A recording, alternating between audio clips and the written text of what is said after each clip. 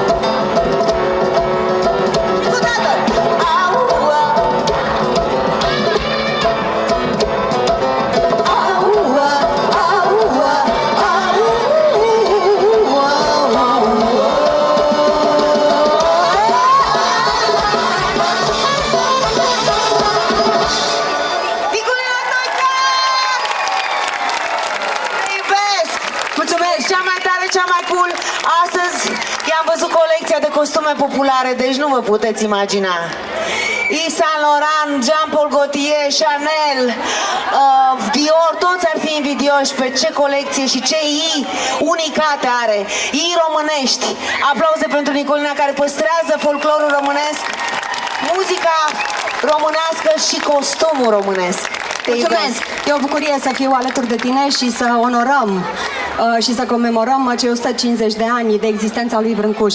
Prin vocea ta și prin tot ce faci tu la Târgu Jiu, orașul pe care îl iubesc și în care trăiesc de peste 35 de ani. Știu. Și vreau să zic că faci o saramură de pește extraordinară.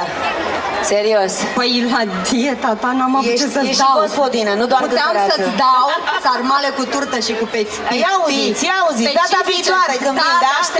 Data viitoare, te iubesc mult! Mulțumesc!